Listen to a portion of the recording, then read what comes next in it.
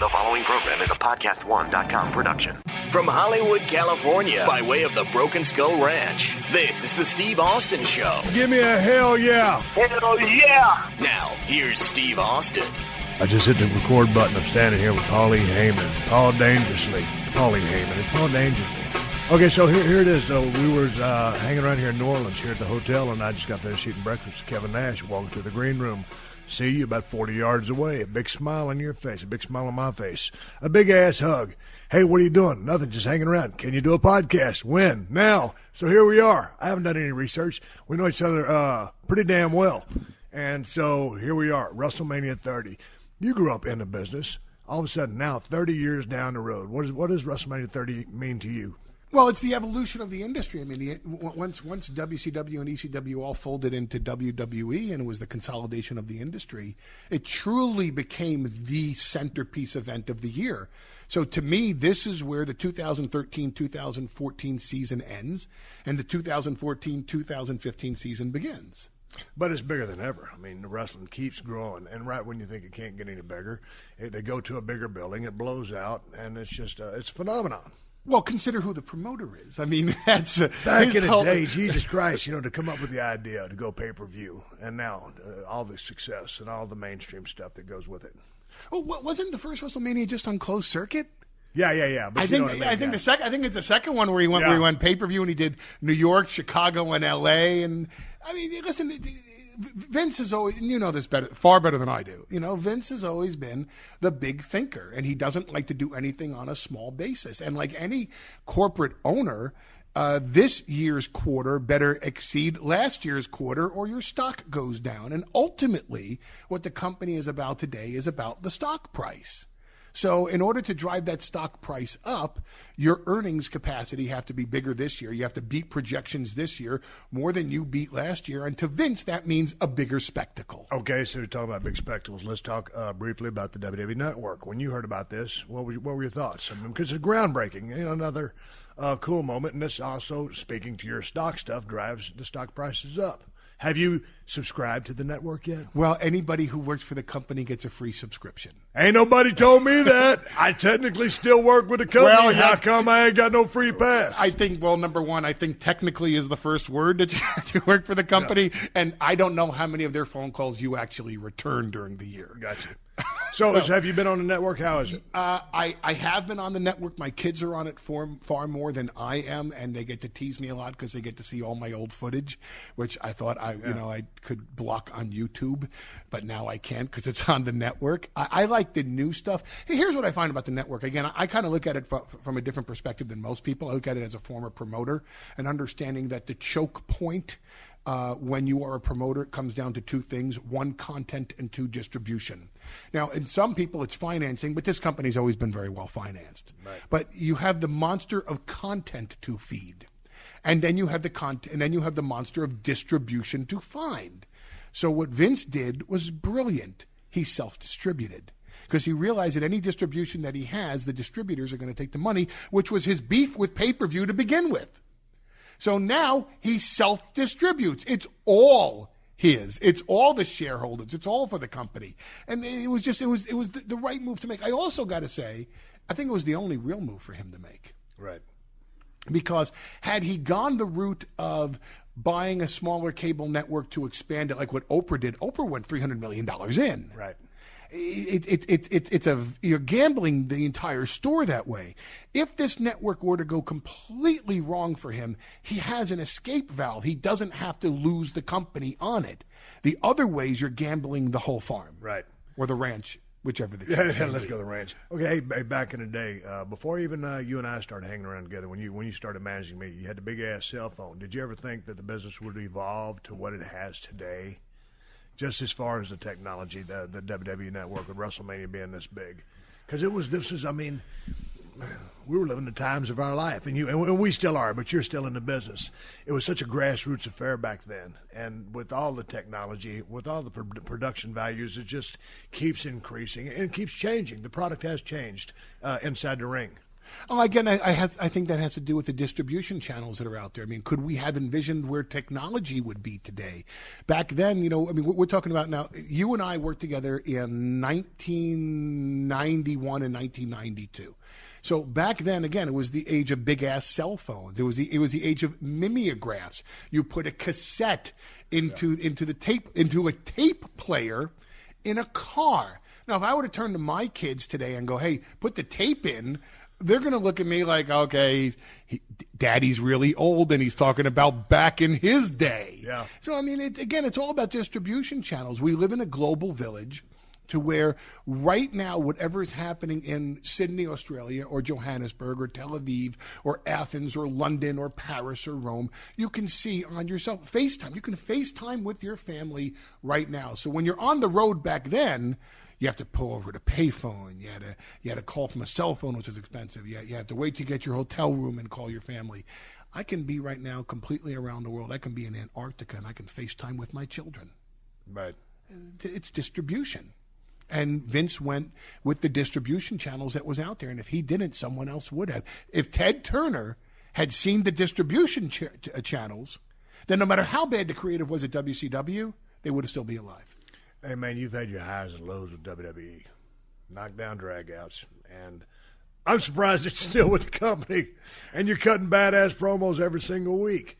I didn't envision you, being a part of the company because it seems like, man, when y'all had a falling out, it was a big-ass falling out for whatever reason it was. And so now you're happy as a clam. How is the current regime here and current-day WWE? I think I have a much better relationship with them now because they don't get to see me that often. I'm not on the writing team. I'm not involved in creative. Do you miss that? No. Why? Because I had the time of my life doing it, but that's over, and it's. But do you still have that part of your brain where it's like, God, I sure would like to chip in on some of this stuff, or are you doing it within your and Brock's storylines? I chip in on the things that I'm directly involved in, and if I have something to say about something that I see, I will speak to the person directly. So if they want to pitch it, they're welcome to, and if they don't, then they don't have to. I don't get emotionally involved in the other segments of the show anymore. Right. I've learned to just say, okay, that's what they want to do. Good for them. Now, if a talent comes up to me and say, hey, did you watch my segment? Yeah. They may get a very intense, passionate answer. Right. But I'm not willing to fight to the death over 2 words that are in a promo anymore. Now, coming from your background, I mean, I put you over in a million interviews because it's all true. You helped me so much when I went down to ECW with the superstar Steve Austin. The phone call, you were the first guy to call me. Steve, what are you doing? Nothing. I got a busted arm. I want you to come work for me. Can't work. Got a busted arm. Anyway, you helped me, harness and focus my energy and develop a good promo. So that being said, with all the success that you had at ECW with helping all these different personas, characters, people define themselves and turn out great gimmicks and promos, how much of the current roster is coming up to you on a daily basis saying, Paulie, check this out, or ask, like we just talked about, your opinion of something, and ask for your advice as a teacher, a mentor? A lot, and it's funny because I used to be the kid in the locker room that had all these ideas that could revolutionize the business, and now I'm the old guy in the locker room with these ideas that I hope can still revolutionize the business. I just don't give them to the promoters or try to feed them to the other writers or producers / agents anymore. Now when a talent comes up to me, if a Bray Wyatt will come up to me, or a Roman Reigns, or a Seth Rollins, or a Dean Ambrose, or any of these, and even from the girls' side, an AJ Lee, a Natty Neidhart will come up to me and they'll ask me something. I'll give them an answer from my perspective, and I that's the avenue for my passion in terms of helping somebody out or sharing a vision with somebody. What's your current schedule on the road? You're living in New York, right? Yes. So how often are you on the road? Rare now. Now I'm pretty much on Brock's schedule, plus I make the TVs that he doesn't make. So I leave home on Sundays. I make TVs on Mondays. If they need me on SmackDown, I'll go to SmackDown on Tuesdays. And I go home the first flight in the morning the next day. Now, before this, when CM Punk and I were opposing each other, it got so hot that I started making all the house shows again. And I did that for a couple of months, and burned myself out and desperately needed a few weeks off to recharge the batteries until Brock came back. My schedule is a blessing right now. I really work very, very little. You brought up CM Punk. I don't know when this podcast is going to come out. It will be after WrestleMania. I predicted a couple weeks ago that CM Punk will return at WrestleMania 30. Here we are talking. Is he going to come back? We are 48 hours away from WrestleMania, and unless a really wild move is pulled before then, or at least a first conversation between Vince and Punk happens, he will not be at WrestleMania. When's the last time you talked to CM Punk? Oh, I talk to him all the time. I don't really talk about the industry that much because it's obviously a sore spot with him. But when you left the company, I'm sure you had very select friends that you could talk with and who could talk with you. And it doesn't have to be, hey, what was said about me in the locker room? Or hey, did you hear anything? Or they say to you, hey, you coming back? I'm sure it could be, hey, how are your kids? Hey, how you feeling today? Hey, you're okay? Everything cool? Or everything not okay? You want to talk about anything? When I left the company, I stayed very good friends with people who were still in the company. It doesn't mean just because Punk has left the company, we can't be friends. Our friendship really had, funny thing to say, but it really had nothing to do with business. Right. I think when you talk about CM Punk / Phil Brooks, there were three people in the room the night that he quit. Vince McMahon, Triple H, and CM Punk. I don't know what went on in that room. I know certain perspectives, but none of those three have talked in public about it. If 1, 2, or 3 of them decide to go public, then we'll get a perspective on what happened that day. Until one of the 3 of them speak about it, it's only rumor and speculation and gossip. You know, how's he doing? He's fine. Does he miss the business? I don't think so. I never ask him if he misses the business because he just walked out 6 to 8 weeks ago. I ask him, how you doing? How you feeling today? How's your diet going? What'd you eat? Hey, did you watch the season finale of True Detective? We talked about True Detective on for hours, but do we talk about WWE? It's very rare. I've been meaning to watch True Detective. Everybody says it's a badass show. Should I watch it? Absolutely. It's amazing. The character development on that show is the best I have seen since, whether you're a Breaking Bad fan or a Sopranos fan or a fan of The Shield. I think those 3 shows revolutionized the way the characters are presented on television. Any of those 3 shows, in my opinion, and I was a huge Sopranos fan, I think they pale in comparison to True Detective. Most fascinating show I've seen on television in years. 2 words you just said, character development. Let's go back to WWE. Man, you've got some young cats coming up in the program there, the Wyatts, 3 badass kids. And a couple of them have been around for a while. Luke Harper's been around a while. I don't know how long Eric Rowan's been around, but Bray Wyatt's coming into his own for the last year, has been doing so in the ring and on the mic. Also, you've got 3 badass cats with the Shield. Those guys, you got Antonio Cesaro. Did you work with Antonio Cesaro back in the day? No, I would love to, though. Okay, but anyway, he's another bright spot on the blip on the radar. So, character development in the WWE. Some of the gimmicks they've given to some of these guys has been a little lackadaisical at best. What are they doing over there to help these kids find an identity? And certainly the guys at Shield, guys in the Wyatts, have done a tremendous job. Antonio Cesaro, he had a hell of a match with John Cena a couple of months ago. Premier talent, physical specimen, badass cat. I see money on him. Maybe not in the current gimmick, but there's money in that kid. So what are they doing to try to help these kids? What's the program now? Because in ECW, everybody that came through there, you helped really hone and define who people help them find their strong points and stay away from their weak points.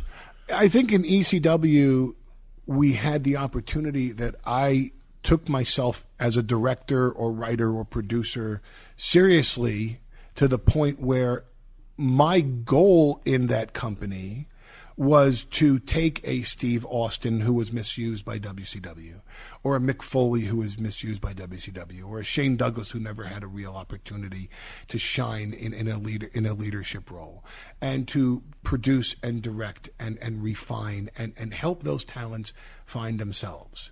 You know, if you watch an Al Pacino or a Robert De Niro or a Harvey Keitel or a Dustin Hoffman, now if they just work on a movie, they usually become caricatures of themselves. But once a Scorsese or a Coppola or a Milos Forman or a Sidney Lumet gets their hands on these performers, these directors will pull a performance out of these actors that they themselves never knew existed.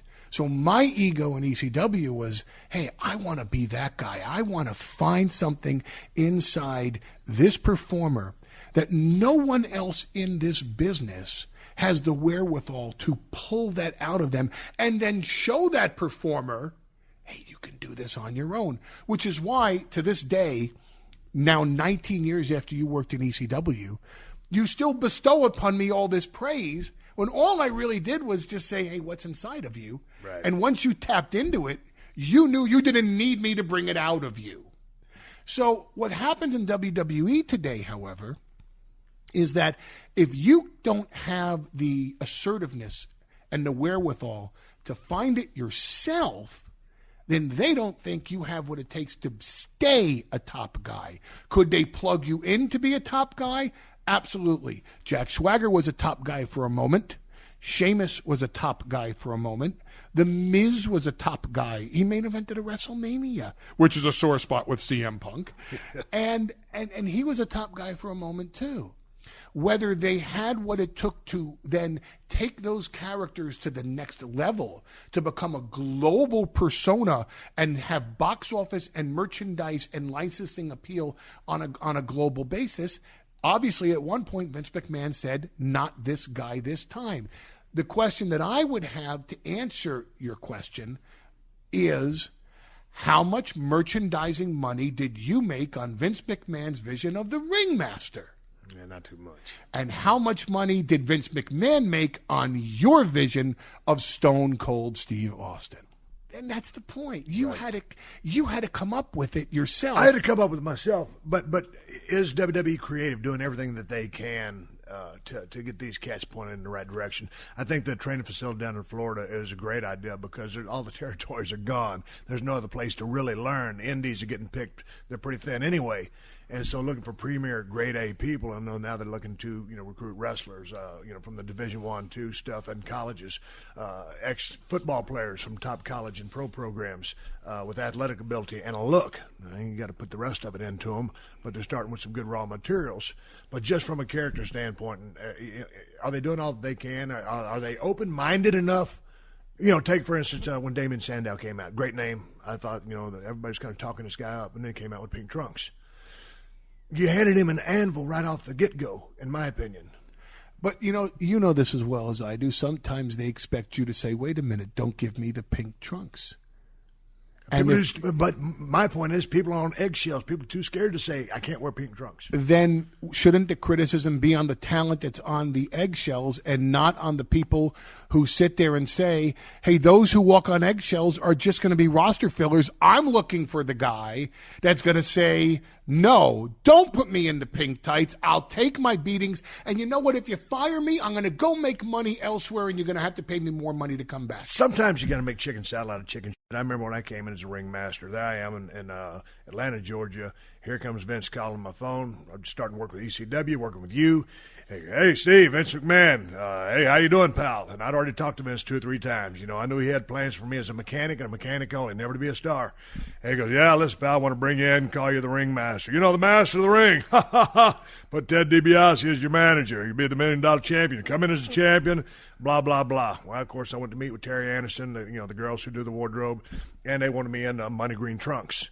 And I'm like, first they wanted me to wear a singlet. I said no to the singlet, but I had to give them something, so I acquiesced and said, okay, I'll wear the green trunks. I think I wore them for 2 TVs and said I'm going back to my black. And then that's when I kind of started doing my own thing. And the ringmaster sucked. 6 months later, I said, hey, man, not so much. Let's try this, Stone Cold. But anyway, so I just think that, man, just from a visual standpoint, that's not a striking image. Some cat and pig. It worked great for Bret Hart. I still see potential in this kid. Can he turn it around? Can he, dig inside his brain, his heart, and find something to make chicken salad out of chicken? But you see, that's the same thing. Most guys today won't go even as far as saying, I won't wear the singlet. Right. That's it. See, that very first move you said was no. You just said here, you go, I said no to the singlet. And you said no to the singlet right there. Most guys don't have the balls to say no to the singlet, or then to say, okay, listen, I know you want me to wear green. I get the gimmick. Right. I'm going to wear the green tights, but I can't do it in a singlet. And now I'm 2 weeks into the green. Hey, I've tried it your way. It's not working for me. I want to go with the black. Most guys won't even get past the whole singlet thing. Right. And that's the thing. And what they're looking for is someone who has the assertiveness, the talent, and the ability. Like right now, you're looking straight into my eyes. And most people don't have that, and that's why they're roster fillers. It's the guys that sit there and say, okay, you can fire me. I'm going to go to Japan. I'm going to go to Mexico. I'll go to Ring of Honor. I'll go to Dragon Gate USA. I'll go on the indie circuit and make such a splash there. You'll have no choice but to hire me. But by the way, when I come back, it's going to cost you more money. And they sit there and go, who is this guy? Right. And someone in the back goes, you know who that guy is? That's our next top talent.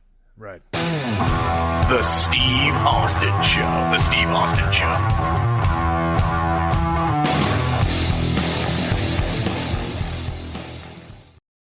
Pluto TV is the place for movie fans like me.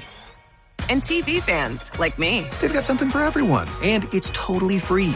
You can binge laugh-out-loud sitcoms like Frasier. And rewatch cult classics like Higher Learning. Whether you're in the mood to solve a little crime before bedtime with NCIS or Tracker. Or curl up with a surefire hit like Forrest Gump. Run, Forrest! Pluto TV has thousands of movies and shows, all for free. Pluto TV. Stream now, pay never.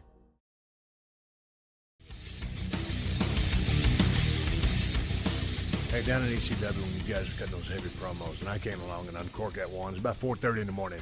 Right. And, you know, all the other guys, because I was a new kid on the block, and all of a sudden it came my time. I cut about a 7-minute promo with your direction. But the question is this. There were so many guys cutting such heavy-duty promos, from Raven to Cactus Jack to Shane Douglas to Sandman. I mean, it was just everybody had a damn good promo. Was there any, and I really love Shane Douglas's promos back in. Man, he was just bitter. I mean, he laid it all on the line. And, of course, you know, Mick would weave these promos with so many layers and levels and intricacies, and they were complex, and there were just so many stories and everything that he was saying. But I really enjoyed Shane Douglas's promos a whole lot there. And, of course, Raven was off the chart, too. Did you have a favorite promo back in the day, or a promo guy? This is going to sound like a cop-out answer, but it really depended on the week. I was a huge fan of the Raven character. Yeah, I was too. And the look. Yes. Well, you know what else? It was something.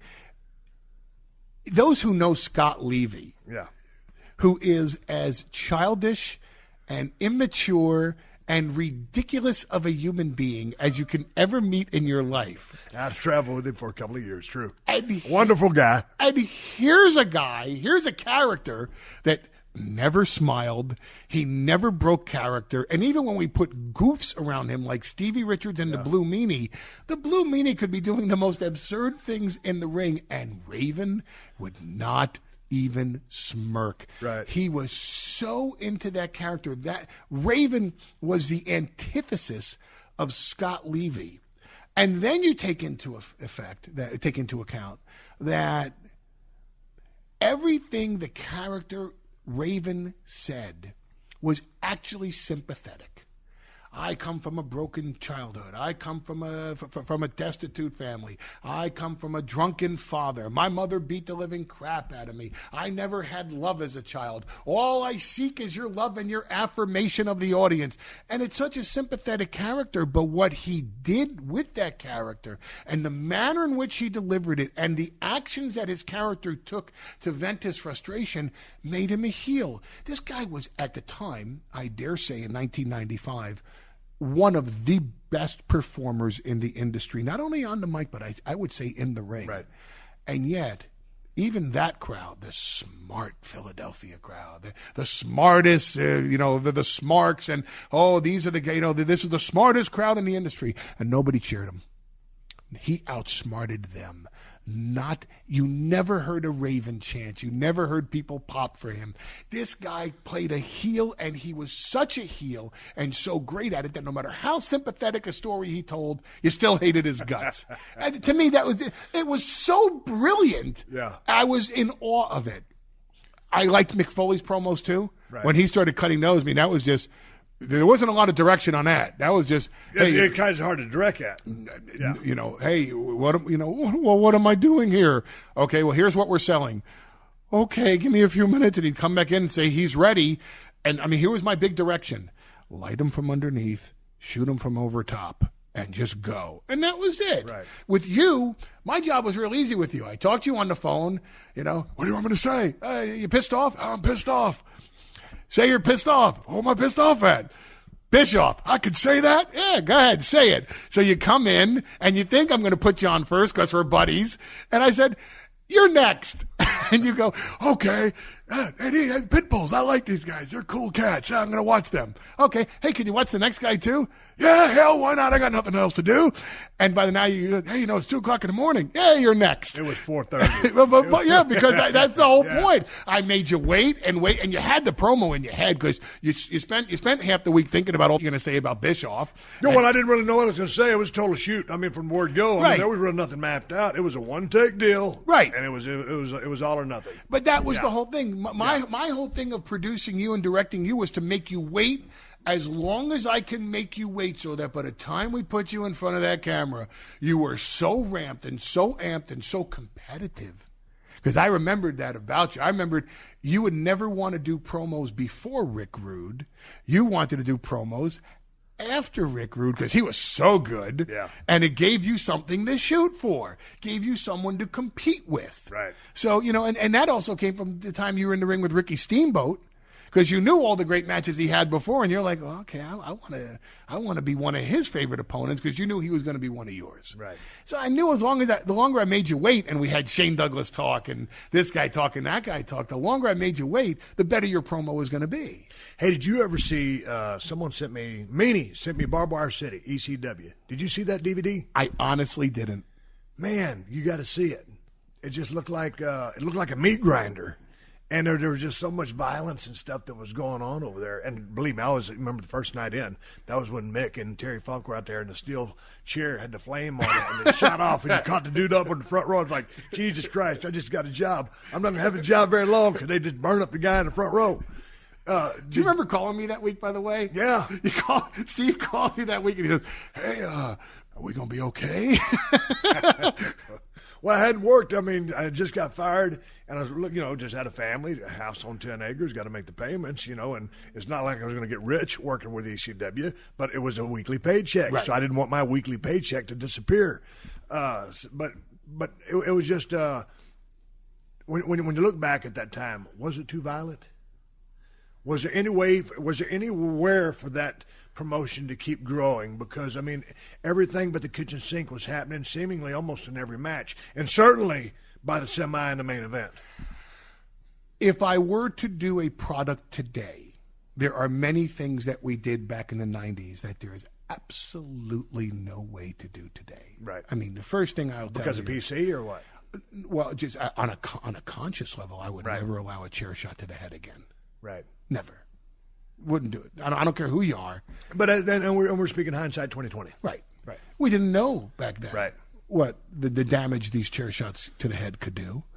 And I mean, today I would never. I don't care if I owned my own promotion. I had billions of dollars in financing. Paul, you can do anything you want. I could not, in good conscience, allow a chair shot to the head. Today they're very squeamish about blood. I'm a fan of blood. Same here. I believe that blood is a part of the business, and I believe if done judiciously and right, yes, even if it takes someone to take a hard way, yes, blood is a major commodity in the business, all the way going back to the old school promoter saying red turns to green. Right. I do understand, though, the sensitivity to it, and that's part of the progression of the industry to be mainstream and global.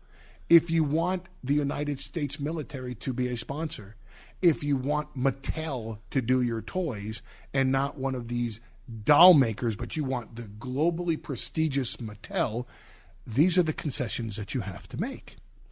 Was it too violent for its time? I certainly didn't think so in 1995. I certainly didn't think so in 96 or even in 97.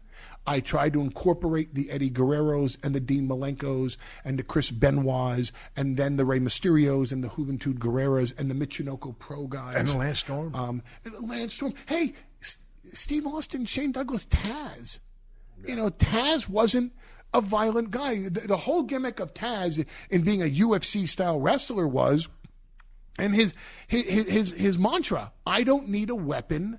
My hands are my weapons. Right. Because to me, the whole thing was you can hit him with a chair, you can swing a barbed wire baseball bat, you can throw fire, you can hit him with the kitchen sink, you can stab him in the head with a pencil, you can put a staple gun up against his eardrum. At the end of the day, if he gets his hands on you, he's going to choke you out because he's a wrestler. Right. Now, if I had access to more of that style, I would have probably progressed the style based on the success of a Taz or even someone who I thought was always a hybrid version of the violence and the shoot style and the high flying, which was Rob Van Dam. Right.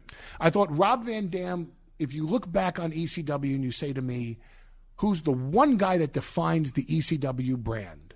My answer would be Rob Van Dam. Really? Yeah. Because, well, besides the fact he wasn't a great talker, but his talk in ECW resonated with the audience because it was him. He was a genuine character. He talked about being stoned because he was. Right. And he talked about, hey, I'm Rob Van Dam. I'm the coolest dude out there, and this is the way it is, man. Then he'd do the double thumbs, Rob Van Dam. Yeah. So he wasn't a great talker, but he was effective for his role.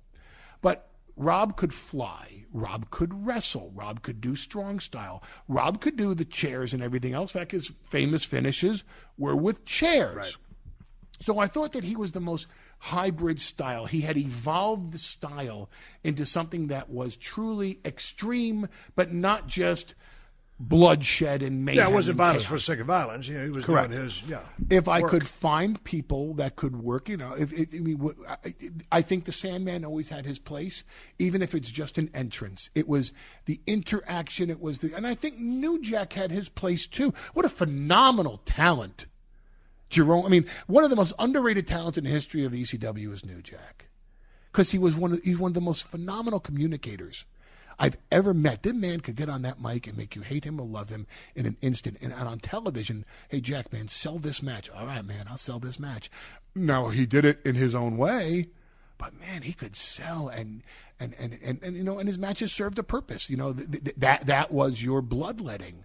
So, if I had a more well-rounded crew, to put it mildly, yeah. But still, it served its purpose. By the time we got past 1999, the crew was so depleted, I had to rely on profanity and violence because that's the crew I had left. Because anybody else that had something to offer the more mainstream WWE or WCW was going to go for the millions of dollars, and I don't blame them for it. Now, you've always cut a good promo, seemingly forever. Was there ever a time in your life that you didn't have the gift for gab? Because the point I'm trying to make is, before some of those matches, before some of those pay-per-views, you fired up the crew. You cut about a 10 or 15-minute promo. It was y'all against the world. And those guys went out there and did anything and everything to further that cause. Had they bought into the system? Well, obviously they did buy into the system. But, talk to me about those promos because, you lit those guys up and they would run through a wall. Well, they used to call it the Kool-Aid. Right. Everybody would drink the Kool-Aid because I would fire them up, and as you said, they would run themselves through a wall. They would walk through fire for me or for the company or for the cause, and I think it's because I believed in the cause. That wasn't a gimmick that I was playing. It wasn't a manipulation of the wrestlers that, I'm going to motivate these guys. Here's what I'm going to do today. Yeah. I'm going to motivate my talent by saying, let's go and let's make this happen. Let's show these guys, the ones who didn't hire you, The WWE that didn't have a vision for you. The WCW that's paying other people $250,000 signing bonuses to jump, and they're not giving it to you guys. Let's go show them how stupid they are not to notice you as individuals.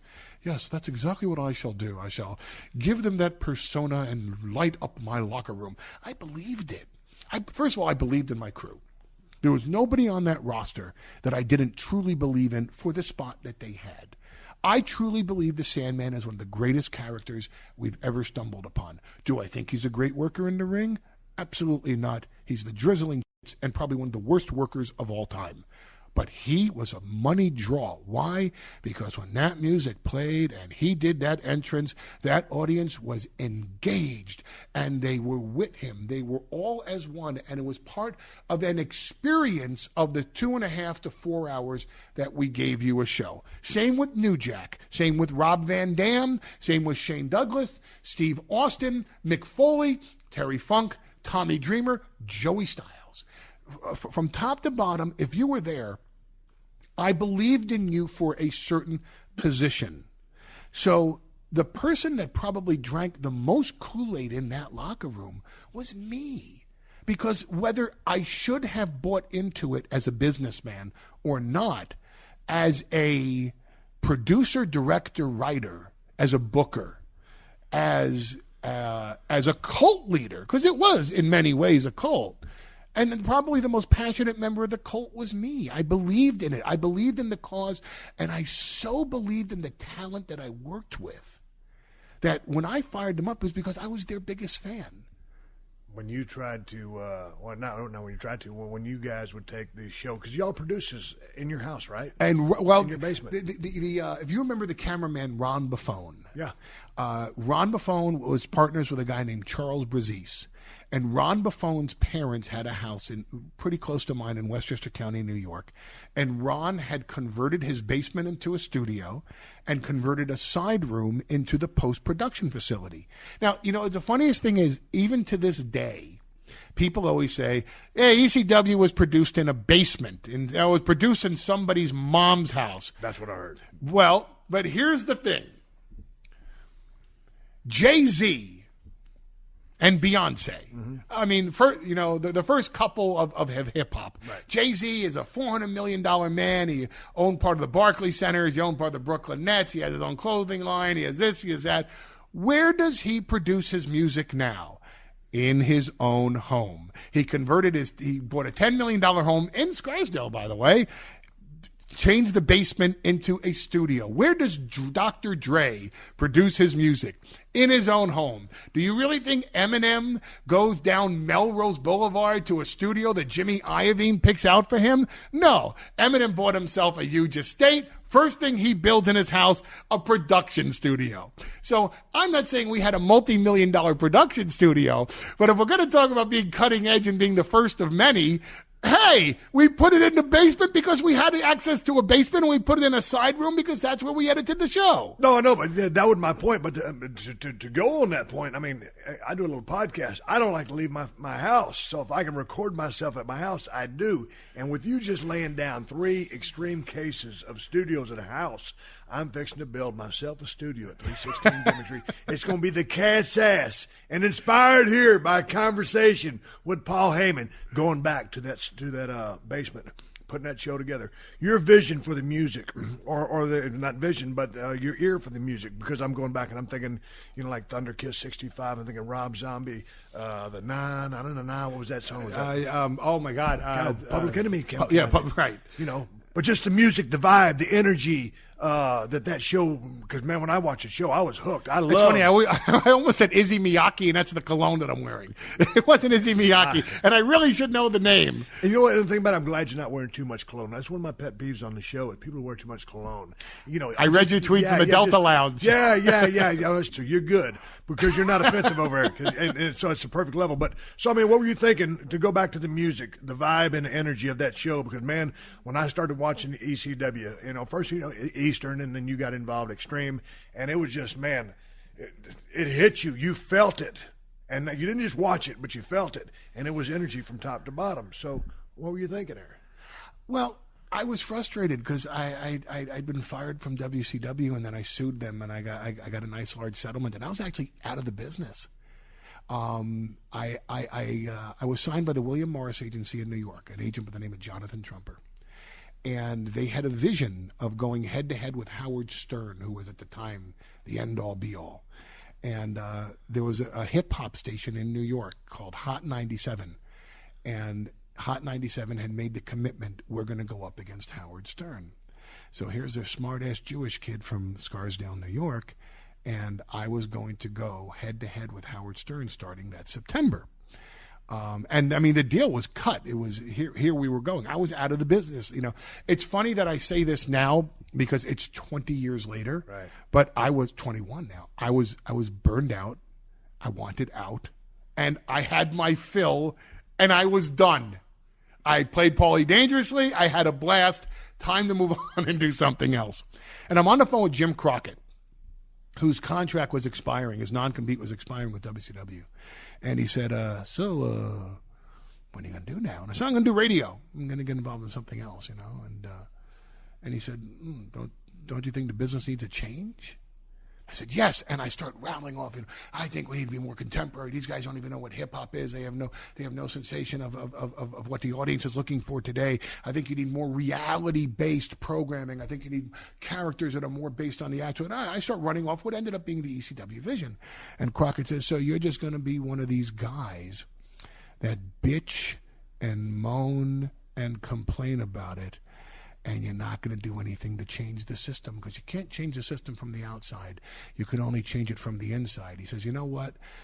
Maybe you should leave the business. The business has enough locker room lawyers as it is. Thank you, Mr. Luger. I appreciate your contributions. You sound just like Abdullah the Butcher. Bitch, bitch, bitch, moan, moan, moan, but you won't do anything about it. And he hung up on me. Straight up. That's a shoot. Click. Right, Jim Crockett Jr. of all people. Right. I mean, really. And he cut that promo on you. Bitch slapped me. Right. Bitch slapped me. I'm like, wow. And I'm walking around all pissed off all day, like, I'm going to call him back and tell him he's right. He's right. I won't do anything. I'm just like everybody else. Bitch, I'm just a locker room lawyer. Why don't I do something about it? And Joey Styles tells this story better than I do, because I told it to him back in the day, and I had too much. I smoked way too much pot in the 1990s to really remember these stories accurately. But anyway, that day I was watching MTV, and the first video that came on after Beavis and Butthead, because I was a huge Beavis and Butthead fan because I was stoned, was LL Cool J's Mama Said Knock You Out. Right. And I watched it, and the angles and the way that they shot him in the fogged out arena with the old school microphone that dropped down like in the first Rocky movie, or like in the Madison Square Garden days back when Superstar Billy Graham was champion. And I just said, man, that's the vision. It doesn't have to just be matches, and now here's your next enhancement match. You can put anything you want on the air if you cut it and you make it stylistic and you give it an edge and you give it a beat, that there's something that you can't take your eyes off. Because no matter how many times they re-aired that video that day, I watched it from beginning to end with my jaw open. I was like, wow, there's something fascinating about this. And I called Jim Crockett back and I said, I'm in. And he wanted to start what we were going to call the World Wrestling Network. Now, at the same time, I had to now disassociate myself with the deal from Hot 97 and piss off the William Morris Agency. And now I'm saying, you know what, I'm going to go and I'm going to change the industry. Eddie Gilbert. But so you were going to get into radio broadcasting. Yes. And you were going to go head-to-head with Howard Stern. I was out and you just said, piss on it, I'm not going to do that, I'm getting back in the wrestling game. And Jim Crockett talked me into it by bitch slapping me on the phone. God, but what could have happened? Did you ever think about that? Had you done the radio thing? See, it's funny. My father taught me a long time ago, if your aunt had balls, she'd be your uncle. But she doesn't have balls, so she's not your uncle, so call her Aunt Roseanne. Yeah. So don't even worry about what could have been. I never deal with ifs. Because if we're going to deal with ifs, But I'm just talking because I know you as a bright, sharp-minded guy with a quick, wit and talk a mile a minute and make sense. Right. So I just think, you would have been damn good on the air. Oh, I'd have kicked Howard Stern's ass. Yeah. And probably, ended up with his deal on Sirius Satellite Radio with $100 million. And here I am doing WrestleMania 30, sitting up in your hotel room doing the Steve Austin podcast, which will now be broadcast from now on from your basement like Jay-Z and Beyonce and like the old ECW TV shows. Hallelujah. So back in the wrestling business. So I was back in, and Eddie Gilbert was in Philadelphia. And back then, Eddie Gilbert and I were thick as thieves. He was my brother. He was my mentor. He was my best friend. And he was in Philadelphia running Eastern Championship Wrestling with Todd Gordon. But it was falling apart because this was not the same Eddie that had contributed so much to the business. Right. This was the end of the line for Eddie, and he had lost himself in the narcotics that had taken over his life. So it was falling apart for Eddie bad, and Todd was desperate for somebody. Was he that bad off? Awful. Yeah. Awful. It wasn't him anymore. Yeah. A different human being. I mean, if you look at the creativity, we were in Alabama together in 1988 before I went to WCW. And we had a skeleton crew. And he was so magnificent as a booker. We worked well together, but clearly I was his deputy. I was his assistant. I was his protege. Clearly, he knew what he was doing. He could find so much in so little. And yet, if he had a real good talent, what he could do with them. And he popped that territory. I mean, truly popped that territory. And fast. And that would have been Continental? And lasted. Yeah, Continental. Okay. I mean, he popped it fast, and it lasted the entire summer. Right. And it was just brilliant, the stuff that he was coming up. Now, most of it, admittedly, was stuff that he watched that Lawler and Jarrett had booked in Memphis years before, but he put a new spin on it. I mean, right. Just as an example, because I'm a big believer in this. So many people talk about one of their favorite ECW angles of all time was the Sandman angle when we blinded him and he stayed in his house for 4 weeks and we've said, he's gone, he's retiring, and he came out and of course he revealed he wasn't really blind and he beat the living dog crap out of Tommy Dreamer. Okay. And everybody, and it's funny because, this is one of you, what a genius thing, Paul Ball. Did you see how Heyman booked that? Okay. Here's why it's not that much genius. Do you remember the old Southern angle where a guy would come out with a broken arm? I broke my arm last night in Oakenfield, Kentucky, and I can't wrestle Jerry Lawler or Bill Dundee or Robert Fuller, whoever the babyface was. And my arm is broken. I'm going to get you next week when this cast comes off my arm. And of course the babyface comes down and goes, well, I'll fight your man, whoever you're old. Here's my man right now. And there'd be, some big fat 400-pound guy behind him. And when the babyface turns around, out comes the arm. Whoa, bam, down goes the baby face, right? And you gave it away in 5 minutes of television. Right. Same thing that we did with the Sandman. We, quote unquote, blinded him. He played blind, but we didn't do it for one day. We didn't do it for 5 minutes. We did it for 4 or 5 weeks, and we milked it out to where it got the most possible impact. It was just an updated version of one of the oldest angles in the business. This is the Steve Austin Show.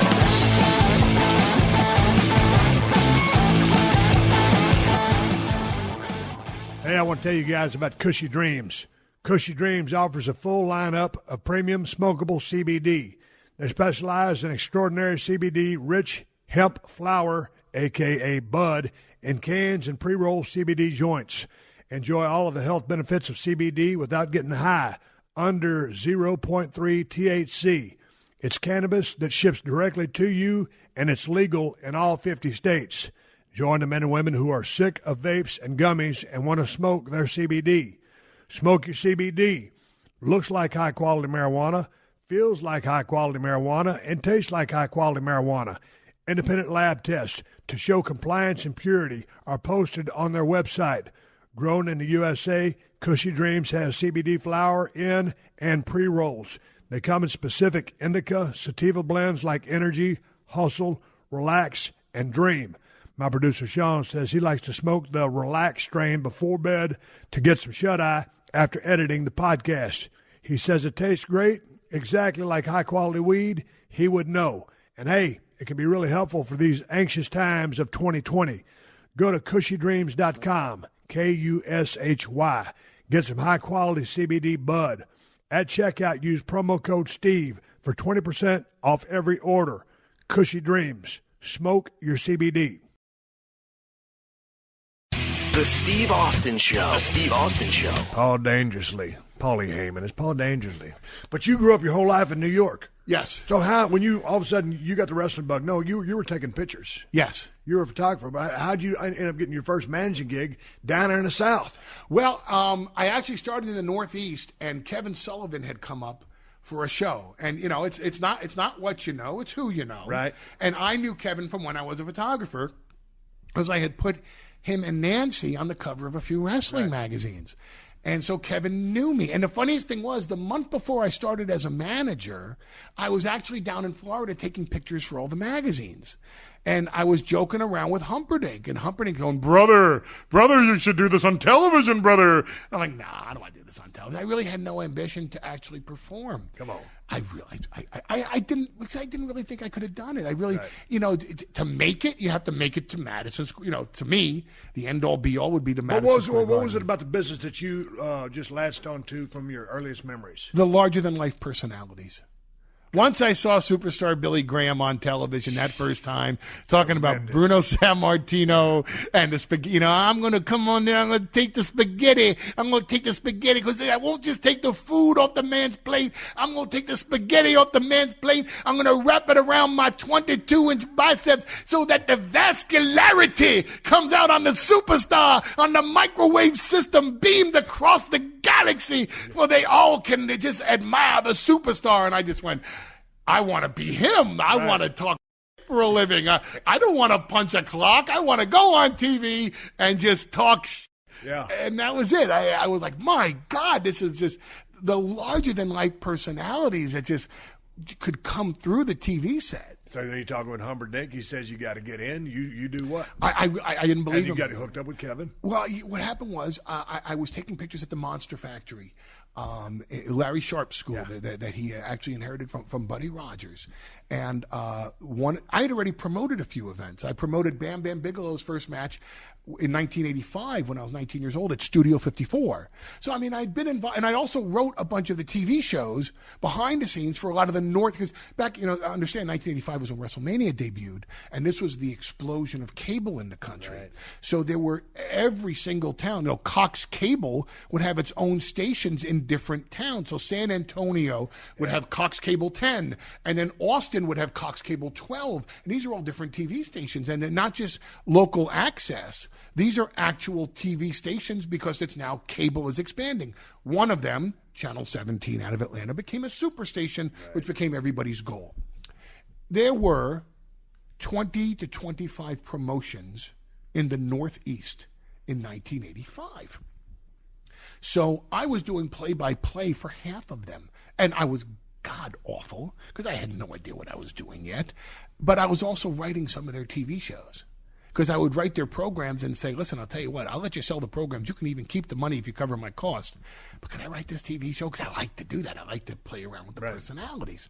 So I'd already had experience writing the TV shows, and Bigelow had already gone to Memphis and Texas, and he had already started touring, and he already had, I don't know if he had a Japan tour yet, but I think he had at least one. And Studio 54 had folded because of the big insurance crisis in 1986. And I was out of work except for the wrestling magazines, and I was looking for something else to do. And Bigelow said, hey, man, why don't, dude, you know, you should just talk your on television. I was like, man, I could never do that. You know, you gotta play if you're gonna be anybody, you gotta be, like you would say, if you're not here to win the title, you're just spinning your wheels, man. You're wasting your time. If I wasn't going to make it to the Garden, if I wasn't going to be the heir apparent to Fred Blassie and Lou Albano and the Grand Wizard, I didn't want to do it. I wanted to be the biggest one in the business or not be the guy at all. Right. But I also had a desire to write and produce and direct, which, you know, they call booking back then. Man, I really wanted to be a booker, but there was no way I was going to ever get to be a booker if I didn't get in the door. And I figured a way in the door was to be this Paulie Dangerously schmuck, talk on television, get in with the promoters, and go, hey, could I write your TV show? So I took them up on it. So I started doing it in the Northeast. And on like my second or third show, Kevin Sullivan was there. So when we're doing this interview, I'm with my guys, the Motor City Men, who were two students from Larry Sharp's school. And I did an interview, and because Kevin was there, I threw in a couple of references to some guys from the past that he would identify with, like Blackjack Mulligan and Dusty Rhodes and Ric Flair and the Asiatic Spike and Mark Lewin. And by the time I was on, he goes, "Brother, would you like to do this in Florida?" And absolutely, I'd like to do this in Florida. And by the way, who writes your TV show? So the next thing you know, I was booked in Florida. So how'd you come up with the name Paulie Dangerously? When I was younger and skinnier and had some hair, I looked like Michael Keaton, who had done a movie called Johnny Dangerously. Yeah. And I liked the name. I just thought, okay, what name can you use? Because who would ever remember the name Paul Heyman? I can't go out there and say, "Ladies and gentlemen, my name is Paul Heyman." How could that ever get over? Yeah. So I was just looking for, it was the age of gimmicky names too, and I was looking for a name, and I looked so much like Michael Keaton back then. I just said, you know what, Paulie Dangerously, and it was a catchy little name that and it was a schmucky name too. So that's that's the line in the sand. It's either schmucky because it doesn't get over, or it's really cool if it does get over. It's going to be it is what it is. It's just if you get it over or not. If I never accomplish anything else in this industry, I can honestly go around and say to myself, I'm the guy that got Stone Cold Steve Austin to use the word schmucky. Schmucky. I know you're going to get a call from Jim Ross. Did you actually go on air and say schmucky with Heyman? So the telephone, the big ass goofy cell phone. The idea for that? Freddie Blassie used to have a cane. Right. And when I used to ride with Freddie Blassie when I was 15 years old, he always used to say, get a prop, kid. Get a gimmick. Hit somebody over the head with it, and you'll make a ton of money. The pencil neck geeks, I never saw it coming. So, so I broke in, and I realized there's nobody that's doing something that taps into the modern day. Most of the managers that I saw were doing things that were hearkening back to the 60s and the 70s, and I was already in the late 80s. And the movie Wall Street was very popular, and Gordon Gekko had that big cell phone. Yep.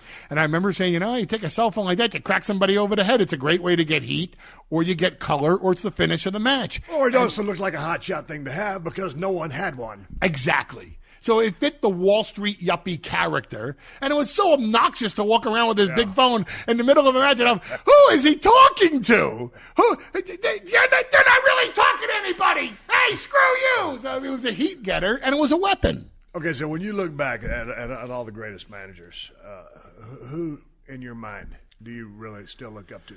Because I would put you among the top of all time. With everything that you've accomplished, so you're up there. Well, thank you. You've done, or in my mind, accomplished an astronomical amount in your career. But in your mind, who are the greatest managers of all time? I mean, I don't think you can have that conversation without Bobby Heenan. Oh, Bobby, Jesus Christ! I mean, that guy could work his ass off. He could work better than most of the boys. Yes, timing impeccable. Just incredible. And could fill any role. Any role. Where you can love him, you can hate him, you can make you laugh, and as soon as you got finished, make you laugh, make you hate him again. The stuff that he did back and forth with Gorilla was just absolutely priceless. Amazing. It's just an amazing talent. And it's a shame that Bobby Heenan never did something outside of the industry like Saturday Night Live, because he was so qualified for something like that. Yeah. I was a big fan of Lou Albano in terms of someone who could generate a lot of heat. And I don't mean to speak ill of somebody, especially if they're gone, but if you watch what he did when then the baby faces got their hands on him, I kind of resent it now. Because I know the beating that I take when it's time for the baby face to blow it off. I mean, just what Punk and I did last year, and just with the kendo stick, he beat the living crap out of me every single night, and needed to, and people needed to see that I was legitimately getting my ass kicked, because that's what they paid to see. Right. And Albano would just like the famous match that he had with Snuka in the Garden, and please, anybody watching this, go on YouTube and YouTube Lou Albano, Jimmy Snuka, Madison Square Garden, and I'm sure the WWE lawyers will have this taken down. So do it fast. Snuka comes in the ring. He hits Albano, who just shakes, literally takes the tape off his wrist, takes the blade, runs it across his forehead, as blatant as if You know the old Memphis thing where you hold open your tights and you put your hand down your pants to get and the chain out. You wrap the chain around your hand so that the guy in the highest cheap seat can see it. Yeah. That's what he did with the blade. Yeah. And then he feeds back to Snuka, who hits him, and Albano just goes, and then he takes out the blade again and just goes and zippers himself and takes 2 bumps in the match and then takes a splash and rolls out and does the Albano walk back to the dressing room. Again, you asked me who the best is. I think Albano was great at what he does, what he did. The heat that he drew was just amazing to me back in the day. I wish he would have put the baby faces over more when it was time. Because when Bobby Heenan put the baby faces over, my God, that man could take an ass kick. He could take an ass whooping, egg on his face. He could be embarrassed, humiliated, and he gave it all back. So, I look at those two, just as being the best of all time. There are certainly, listen, I think J.J. Dillon played his role fantastically. Yeah. I didn't like J.J. when I worked in WCW because I realized how hard I was working compared to how hard he was working. But now that I'm older and I just stand at the desk and then I raise an eyebrow or I just take one step. Oh, Heyman has moved one step closer to the ring. I kind of appreciate what the old man was doing. Cornette was great. Yeah. And great to work with, too. Yeah.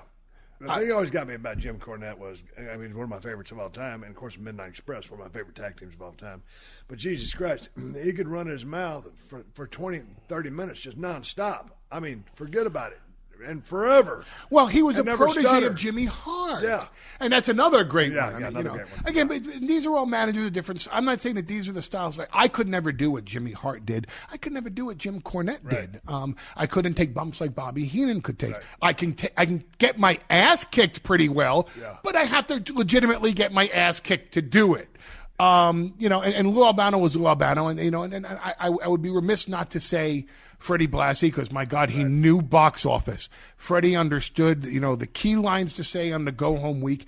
And Ernie Roth, the Grand Wizard, was probably one of the most brilliant strategic managers. I don't mean by giving, I want you to go in the ring and hit him with a left and a right. And I don't mean that. I mean just strategic in terms of his interviews and hitting the key selling points the right weeks to sell the tickets. Right. And he was brilliant. I learned a lot from him too. How was he just as a guy behind the stage? Because I just I knew of the Grand Wizard, watching him with the Superstar. Very interesting because everything, he had a booker's mentality. So everything was about how to book something. It was never about, hey, this guy needs to do this or this guy needs to do that. It was always about the long range. What's the vision for this guy? Where are they going with him? If you put too much sympathy on this guy, then when the time comes and you really need to beat him down, they've already seen him sell. Or, you know what? That heel is peaking too quickly. And they're going to want to blow the steam off of him now instead of letting him build for 6 or 7 months and then giving him to Backlund or whomever was Sergeant Slaughter or Jimmy Snuka or Pat Patterson at the time. So he always had a booker's mentality. Where's not only today's box office, what's the long range box office? Because he worked for the Sheik. Right. And there's a guy that had more longevity than almost anybody in the territory. So you always and you look at the Sheik and Bobo Brazil and Pampero Firpo and the guys that drew money long time in Detroit. And that's how Ernie learned it. So when Ernie was teaching somebody, he was teaching you not just quick fixes and momentary business. What's the long range vision here? Right. Anybody else? I got to put Paul Ellering in there. I thought he was a perfect fit with the Road Warriors. I liked what he did, and going back to your point about J.J. Dillon, I thought he was perfect. With the Four Horsemen. I can't deny that. I mean, whether they stand out as my favorites, I can't say that they do. No. Yeah, his favorites. But, I understand. Listen, they were very good in their roles, and they certainly played it very well. But you can say the same thing about a lot. There was Sir Oliver Humperdinck, there was Sir Dudley Clements, there was Eddie Creechman. All these guys. There was, back in the day with Buddy Rogers, who looked better than Bobby Davis as a manager. My God, the guy was the perfect manager with Buddy Rogers. There were guys that filled that role, but Bobby Heenan could work with anybody. Oh, absolutely. I put Bobby Heenan probably as number one. Promos. You just did a great Superstar Billy Graham while ago. Superstar was ahead of his time. Yes. Dusty Rhodes, I loved his promos.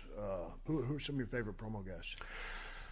Back in those days, or just of all time? Any day. This is going to sound like I'm kissing your ass, but obviously Stone Cold Steve Austin. Ravishing Rick Rude. And the funniest thing was, I never liked his promos on television, but I love them live. I always thought that Rude was a live event promo guy and never truly mastered the art of doing promos on television because he was so big and he broadcasted so wide that he was a live event guy more than he was a television guy. I like Jake Roberts' promos as a heel, very much so. Having worked with him since I've been back, I love CM Punk's promos. Yep. I don't think you can ever list best promo guys and not mention The Rock. Right. I don't think you can mention best promo guys and not mention Vince McMahon during his run with you. Right. Those were some killer promos that drew all the heat that you as a babyface needed to rebel against. Right. He wasn't my style, but Hogan drew a lot of money talking. Oh, absolutely. No doubt about that. I mean, people bought into that act, hook, line, and sinker. If I asked you today who the greatest in-ring worker was of all time, I think you'd tell me Ric Flair. Well, I mean, he's my favorite pro wrestler. You know, when I look at just straight up performers, Shawn Michaels. I feel the same way. Yeah. I think Shawn Michaels was a far more well-rounded, bigger box office, better in-ring worker than Ric Flair. But my God, Ric Flair would talk and make you believe he was, the best thing going today. I mean, and he was the whole thing, and it was 24/7, 365 with that guy. And Shawn Michaels, the thing, his favorite pro wrestler is Ric Flair as well. So I'm in good company. Yes. But when I look at the best in-ring performer, night in, night out, just on athleticism, story, psychology, the whole ball of wax, Shawn Michaels is to me is number one. See, and it's funny. Well, actually, and I think there's something else. I don't think Jerry Lawler ever gets enough credit. Never for the money that he drew in Memphis and how he talked them into the building. And you got to include him on your all-time promo list just because he could tell a story. I mean, all you got to do is just Lance Russell hand him a damn microphone or just lead him in. He doesn't even have to lead him in. He just starts telling a story. And then what I always loved about Lawler's work, whether it was either a promo or in the ring, with intensity. A lot of guys think, okay, man, we've been feuding like a sumbitch for all this long, and we just got to jump it. Lawler could still just go out there and lock up with the guy and tell the story from Jump Street and not, from A and then end up at Z by the end of the match. Yes. In a rage, pulling the strap down, double color, and it was a blow-off. You didn't have to start, at 6,000 RPMs. And he did that whether he was talking or whether he was working. And that's why I have so much respect for Jerry the King Lawler. Yes, he was one of the best promos. And people think just because he wasn't running his mouth a mile a minute or saying catchphrases that they didn't, maybe didn't catch on to what he was doing. But make no bones about it. Lawler's one of my favorites of all time, talking or working. I'll tell you, somebody else was Austin Idol.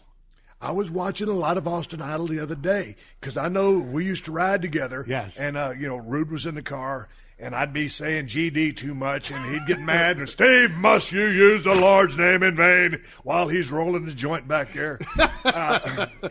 But I was watching some Austin Idol the other day to try to dig into some of this stuff. Sometimes I wanted his cadence to speed up a little bit for me, but he was very deliberate and articulate in what he said and had a certain confidence level. He was the first star I managed, and I managed him in Memphis when I was 21 years old. Right. And, just the way, brother, he would come on the ring, and he would scream and he'd yell. And, I mean, he would yell at the top of his lungs, but he would enunciate the words. Because most guys that yell, and I was very guilty of this in my younger days, when you yell, people can't understand everything that you're saying because you're yelling and you have the tendency, but you're yelling and talking so fast, and you're talking so fast that they lose the meaning of the words that you're saying. Right. And because you're emphasizing every word, none of them really stick out. Right. The genius of Austin Idol was that he could yell and still hit the points, articulate and enunciate the words to such a degree that you understood everything that he was saying. I was fascinated when I would work with him.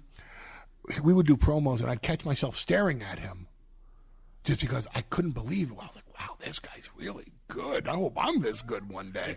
And you catch yourself doing it. This is the Steve Austin Show.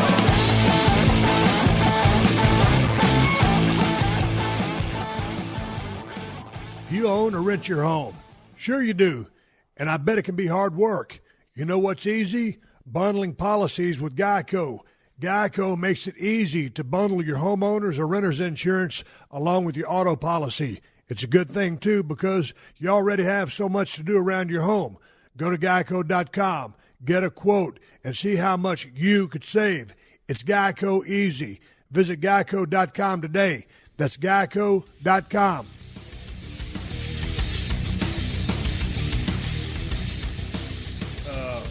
Favorite matches of all time. Oh, by the way, and I'm happy to answer that. I'll tell you something, and this is going to sound like hype, but I have to give somebody credit for, I think, being one of the best all-time in-ring workers, but he's never, more than 2 years of his life, never worked a full schedule.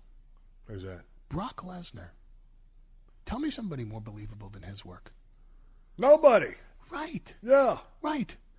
The man is amazing. And again, I know this is going to sound, of course he's going to say Brock. One, it's his buddy. Or two, he works with Brock Lesnar and he's hyping his own guy. But I mean this sincerely. I've always thought this about Brock. Man, 6'3", he's 295 pounds. And sometimes he's over 300 pounds. Yeah. He can do anything he wants in the ring. His selling is amazing. His offense is quite believable. And everything he does looks right for him. He's not one of these big muscle guys that stand in the ring and you have to bounce off. He can bounce off of you. Yeah.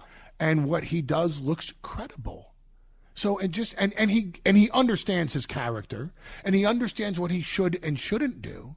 So just in terms of being an all-around in-ring performer, I'm always captivated by watching him. And I don't just say that because... Well, here's the thing. Let me cut you off. I don't even think the guy scratched the surface yet.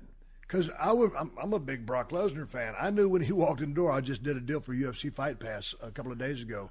They were doing a special on Brock. And I remember when Brock walked in, it's just like I said on the interview. It's like you might as well have a bolt on each side of his neck. It's just Frankenstein of a human being walks in the door, and all of a sudden everybody goes, this dude over there, everybody knew he was going to be something. And that doesn't usually happen. Because everybody knew that he had a Division I or whatever background, All-American. So they knew he could go. And then all of a sudden you see this look. You can't just manufacture that look. You're born with it. Right. And, the dude is just badass. And so he's got all these skills, and all of a sudden, he learned the pro game, from his amateur background, and then, maybe the travel schedule, whatever, a little hectic. He, goes to play football. Had Brock Lesnar started off with a background in football and had technique, he'd be playing in the NFL right now. But he's going against guys who played football all their lives and had leverage on him. Well, also, when he went to the Vikings camp, yeah, he was the last guy to get cut. And when he got cut, he had that motorcycle accident. He actually did that entire camp with a broken jaw and a broken pelvis. Yeah, I didn't know that. Because he doesn't give excuses. Yeah. He's not an excuses type of guy. Well, no. I mean, he's a freak of nature. And I mean that with that's about as good a compliment as I can give anybody. So anyway, then he goes to UFC, leaning on his amateur wrestling background and not really a technically proficient striker. And what does he do? Turns into the world heavyweight champion in an octagon and beats some of the baddest cats in the program at the time. Including Randy Couture, who's arguably the greatest heavyweight of all time. Frank Mir, one of the greatest heavyweight submission guys in the game. And then, his issues with diverticulitis. I mean, who knows, how he would have really performed if he hadn't had those issues going against him. Now he comes back to the squared circle.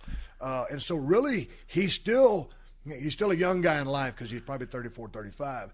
Years in the business, he's still a young guy because he's got so much more. I mean, however long he wants to wrestle, he will, because that's the type of physical specimen that he is. I don't think that we've seen the best of Brock Lesnar yet. I don't. I agree with you. I agree with you, and I'm glad someone else feels that way. It doesn't think I'm flapping my gums about my friend or the guy that I'm paired with. So, I mean, but if he were to get on a full-time schedule, I don't know what his deal is. Well, that ain't going to happen. Well, I know, but I mean, we're texting each other because I'm looking forward to seeing him when he comes in a couple of days. But I mean, were he to just get on the road and go full tilt, who knows what you would see out of the guy? I just think he would just redefine what is going on in the squared circle right now. And because he's a dominant specimen, he understands the game. And if he had, you know the deal, Paul. Let me quit stuttering. Everything is on the job training, and you get into a rhythm. And once you get into that rhythm, and all of a sudden all the creative juices start flowing, and it's just not a gig here, there, and and wherever on a yearly contract. there's no telling what the guy could do if he got on the road. I think he's in the mode now of the super fight. And I think, and that's a great mode to be in. I'm just saying what could be if he were to get on the road. Before I, let you talk again. Yeah, man, the way he's booked right now, that's a cat's meow. Yes, I love his gig. It's a great gig, and and not to put you on the spot, but can you imagine the baddest dude on the planet versus the toughest SOB in WWE history? Because when we were in UFC. And we were always thinking, well, do you think we're ever going to go back to WWE? I mean, ever, To me, that, and when you came to his match, which was the match with Carwin, right? That I even said it to you then. I was like, man, that's just the ticket, I mean, just to me, I don't know who could tempt you to ever come back. I don't, I really don't. Because not only does it have to be the right box office, it has to be the right opponent, it has to be the right creative, it has to be someone that can push you physically to deliver the same type of performance that people remember you giving them in the late 1990s when you were absolutely untouchable inside the ring. So it has to be someone that can give you that match. Has to be someone that can give you the right venom for your promos. Has to be the right creative. Has to be the right physicality, and obviously has to be the right box office. To me, I look at, okay, who would Steve Austin come back against? The one guy that I look at is Brock Lesnar. And I say that from a selfish basis, knowing that some point in that push, I'd be eating a stunner and be covered in beer that you would douse me with as you're saying, I got your bitch right here. Come and get him and pick him up. And no doubt a bunch of knuckle sandwiches. Oh, I'm sure there would be. Hey, before we wrap this whole thing up. I like how you completely changed the subject on me on that one. No. Well, that's a conversation Vince and I need to have one day. Well, watch, I'll push the stop button, and then I'll push the restart button again. Okay, we're recording again. That could happen. And so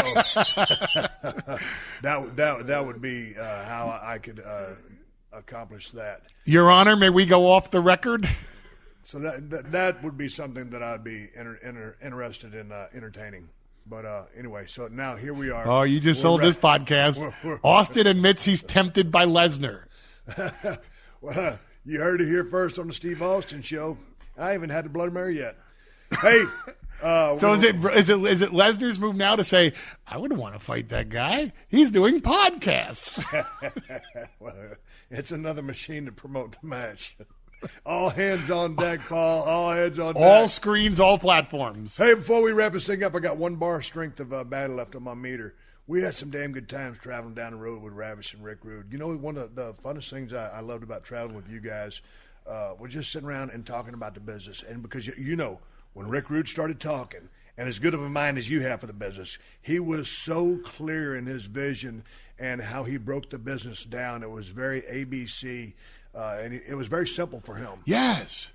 And yes. He loved booking, and he just loved talking about, what we needed to do next, or he needed to do next, or what the crowd was doing, or he loved playing chess or playing checkers, whatever the game was. He simplified it. Yeah. Rick, how do you see this? I see it very simple. Black hat, white hat. What about it don't you see? Yeah. And that was it. He simplified the entire situation with that. There's a good guy, there's a bad guy. The bad guy has to have enough heat that a credible good guy comes to kick his ass and the people pay to see it. But it was fun times. I had a blast. Man, we used to roll into Kansas City. We always stay at the Marriott there, and we'd be playing pool.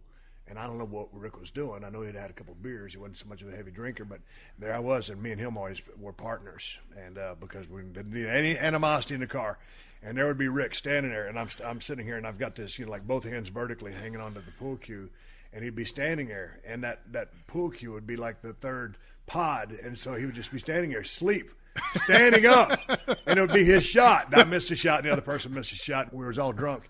And so I'd have to go wake up Rick while he was standing there holding this pool cue. It was like, Rick, it's your shot. What are you going to do? A shot? One time, I think it was in Philly. It was a late night. I didn't have any money. Just came to WWF. I'm hanging out with Rick Rude. And was it WCW or WWF? It had been That had to be WCW because that was the only time we were together. At the same time. Yeah. Okay, so anyway, WCW. Late night, about 2 or 3 in the morning, me and Rick decided to split a room. All times we traveled together, I always stayed by myself. Right, you would stay at the we'd stay at the Marriott, and you would always be at the Motel 6 and go, Steve, you have to upgrade a little. And you're like, I'm just a simple man, Rick. I like a Sonic hamburger, I like me a beer, and I like me my Motel 6. They'll leave the light on for you. That one time I spent the night with Rick Rude and pretty hammered, and Rick was over there snoring like a freight train. I mean, I cannot tell you how loud he was snoring, and I was over madder than a hornet because I don't sleep very well anyway, and he'd be over snoring, and I'd go, Rick! And he'd roll over, and 5 minutes later he'd start over, Rick! 5 minutes. I'm getting madder and madder and madder. But what are you going to do? Wake up Rick Rude? I mean, he was a badass dude anyway. And he's a senior guy. He's a veteran in the business. And just start going, dude, shut up. I cannot sleep. I'm the rookie in the room. So I'm trying to show him respect. So anyway, point is, I didn't sleep an ounce that night. And from that night on, I never roomed with another human being because I didn't want to listen to a summit snore. But he could scale a catfish with the best of them, couldn't he? Oh, dude, don't get me on that catfish story. Go ahead, tell it. Oh, I told the story the other day. It was down there at the hunting camp in Georgia. He caught about 20 catfish. I caught about 2. I'm out there in a trash can with a pair of pliers skinning catfish. Someone had brought a damn easy chair and a big screen, a color TV and one of those top-load VHS players. He's in there smoking a big fat joint, and Rick loved to smoke dope. I wish that guy was still around. He's so funny. And then all of a sudden he walks out. Someone brought Cape Fear. He's in there watching Robert De Niro on Cape Fear, and he comes out. He goes, the screen door slams. What are you doing? Rick, I'm cleaning all these catfish. I said, do you want to help me clean them? Nope. And walks back in and sits on the easy chair and starts watching Cape Fear again. Man of very few words. He simplified the situation and he articulated his answer perfectly. Hey, man, so many of the damn boys, I want to end this thing on a bad note. Man, so many of the damn guys have left this damn world too soon. I reach out and every now and then I'll call someone out of the blue, check in on how they're doing. It's just, it's a rough life, but guys got to take care of themselves. Yes.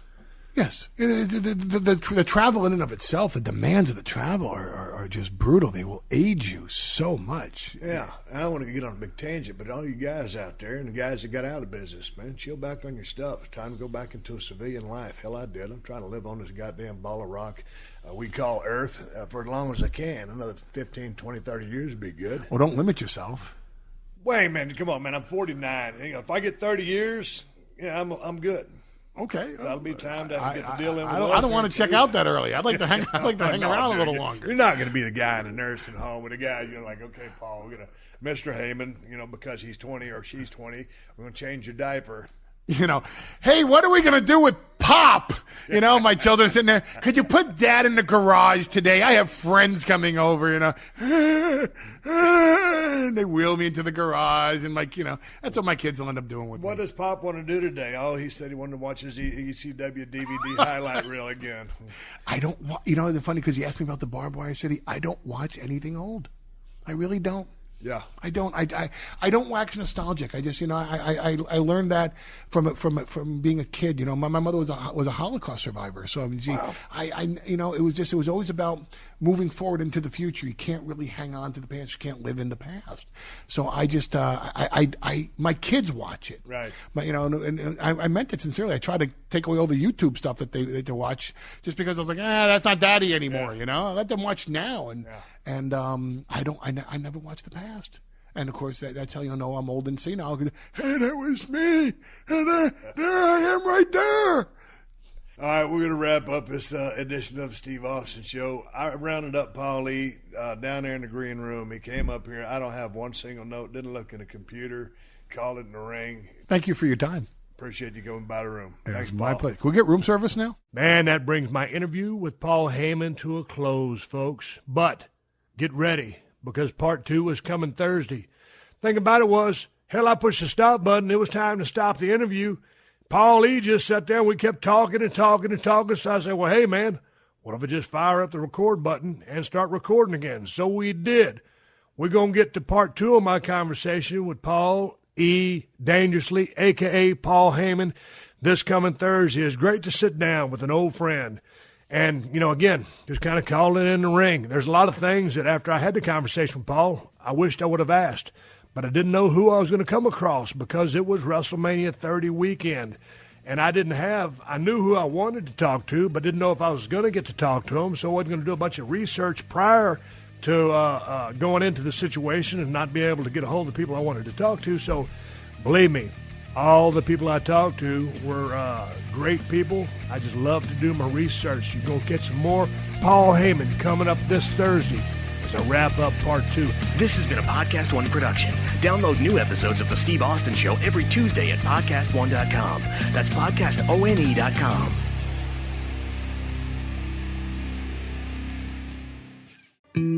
A true crime podcast. It got me upset because this is someone's kid, and someone knows she's gone. That takes a different approach. It was shocking for something like this to happen in our little town. Focusing on the communities affected by life-shattering crimes.